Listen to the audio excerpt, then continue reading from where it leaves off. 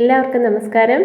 എല്ലാവരും സുഖമായി സന്തോഷമായി സമാധാനമായി ജീവിക്കുന്നു എന്ന് വിചാരിക്കുന്നു.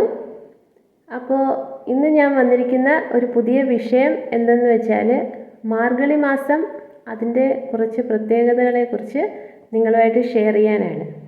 അപ്പോൾ എൻ്റെ ചാനൽ കണ്ട് സബ്സ്ക്രൈബ് ചെയ്യുകയും കമൻറ്റ് ചെയ്യുകയും നല്ല സപ്പോർട്ട് തരികയും എനിക്കൊരു പ്രചോദനം പോലെ നിൽക്കുന്ന ഓരോ വ്യക്തികൾക്കും ഈശ്വരൻ്റെ നാമത്തിൽ എൻ്റെ ഹൃദയത്തിൻ്റെ ഭാഷയിൽ നന്ദി പറയുകയാണ്. അപ്പോൾ ഇപ്പോൾ ഡിസംബർ മാസം നമുക്ക് ഒരു 14-ാം തീയതി മുതൽ ഒരു ജനുവരി 16-ാം തീയതി വരെ നമുക്ക് മാർഗഴി മാസം എന്ന് പറയുന്ന ഒന്നാണ്.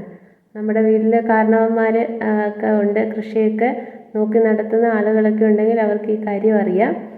അപ്പോൾ ഈ ഒരു സമയം എന്ന് പറയുമ്പോൾ സൂര്യഭഗവാൻ ഭൂമിയോട് ഏറ്റവും അടുത്ത് വരുന്ന ഒരു സമയമാണ്. അതുകൊണ്ട് തന്നെ നമുക്ക് ഈ മാസം വളരെ ചൂടുള്ള ഒരു കാലഘട്ടമാണ്. അപ്പോൾ സൂര്യഭഗവാൻ ഭൂമിയുടെ അടുത്തേക്ക് വരികയും ഭൂമി ഇങ്ങനെ സൂര്യൻ്റെ ആ ഒരു പ്രഭാവലയത്തിലേക്ക് ഇങ്ങനെ ആകർഷിക്കുന്ന സമയത്ത് ഭൂമിക്ക് സൂര്യഭഗവാനിൽ നിന്ന് പിന്നിലേക്ക് ഒരു അങ്ങ് അടുത്തേക്ക് പോകണ്ട എന്നുള്ള രീതിയിൽ ഒരു എതിർദിശയിലേക്കുള്ള ഒരു വടംവലി നടക്കുന്നുണ്ട്. സൂര്യഭഗവാനും ഭൂമിയും തമ്മിലൊരു ടഗ് ഓഫ് വാറാണ് അവിടെ നടക്കുന്നത്.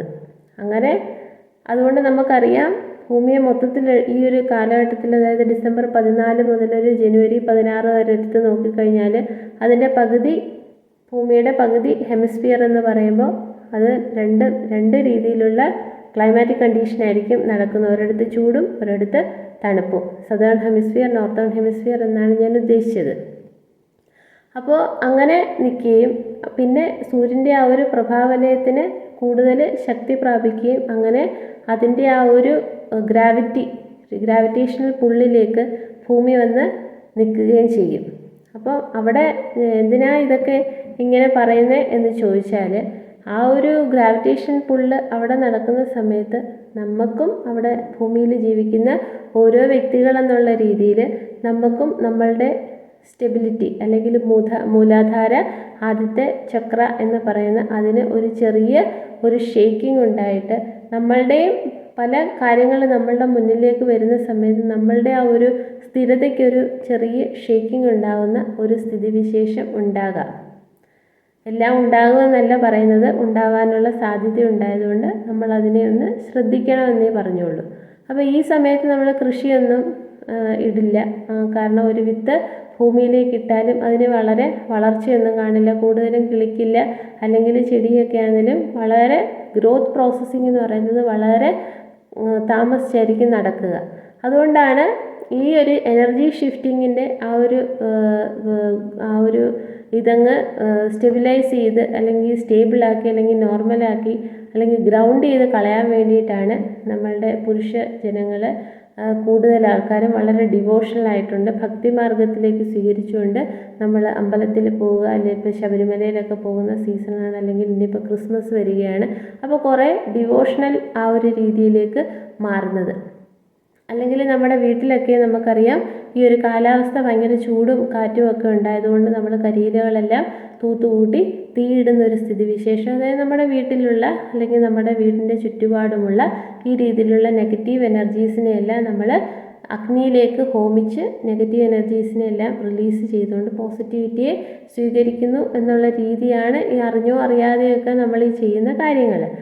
അപ്പോൾ ഇവിടെ ഞാൻ കുറച്ചുകൂടി സ്പെസിഫൈ ചെയ്ത് എനിക്കറിയാവുന്ന ഈ ഒരു കാര്യം നിങ്ങളിലേക്ക് ഷെയർ ചെയ്യുന്നു എന്ന് പറഞ്ഞാൽ, എൻ്റെ സബ്സ്ക്രൈബേഴ്സായിട്ടുള്ള ആരെങ്കിലുമോ അല്ലെങ്കിൽ അവരുടെ ആരെങ്കിലും ബന്ധുക്കളോ കുഞ്ഞുങ്ങളൊക്കെ ഇല്ലാതെ ഇരുന്ന് എന്തെങ്കിലും ട്രീറ്റ്മെൻറ്റൊക്കെ നോക്കുന്ന ആളുകൾ ആരെങ്കിലും ഉണ്ടെങ്കിൽ ഈ ഒരു സമയം ഡിസംബർ 14 മുതൽ ജനുവരി 16 വരെ കൺസീവ് ചെയ്യുന്നത് അത്ര ശുഭമായിട്ടുള്ള സമയമായിരിക്കില്ല. കാരണം എന്ന് വെച്ചാൽ ഈ മാർഗഴി മാസം ആയതുകൊണ്ട് നമ്മൾ പറഞ്ഞല്ലോ, ഒരു സീഡ് അല്ലെങ്കിൽ വളർച്ച അല്ലെങ്കിൽ അങ്ങനത്തെ ഒരു ഗ്രോത്തിന് വളരെ മന്ദത സംഭവിക്കുന്ന ഒരു സമയമായതുകൊണ്ട് അങ്ങനെ കൺസീവ് ചെയ്യാൻ നോക്കിയാൽ ചിലപ്പോൾ അത് നടക്കില്ല. അങ്ങനെ നടന്നാൽ തന്നെ ചിലപ്പോൾ ആ കുഞ്ഞുങ്ങൾക്ക് വളരെ ശാരീരികമായിട്ടോ മാനസികമായിട്ടോ ഒക്കെ വളർച്ച കുറച്ച് കുറവാകാനുള്ള സാധ്യത ഉണ്ടായതുകൊണ്ട് അങ്ങനെ എന്തെങ്കിലും ഉണ്ടെങ്കിൽ കഴിയുമെങ്കിൽ ഈ ഡിസംബർ 16-ാം തീയതിക്ക് ശേഷം അത് ഒന്ന് മാറ്റി വയ്ക്കാൻ ശ്രമിക്കുക. ഇനി എനിക്കറിയാവുന്ന കാര്യങ്ങൾ എൻ്റെ സബ്സ്ക്രൈബേഴ്സിന് വേണ്ടിയിട്ട് ഞാൻ സത്യമായ രീതിയിൽ ഈ ഇൻഫർമേഷൻ പാസ് ചെയ്തു എന്ന് മാത്രമേ ഉള്ളൂ.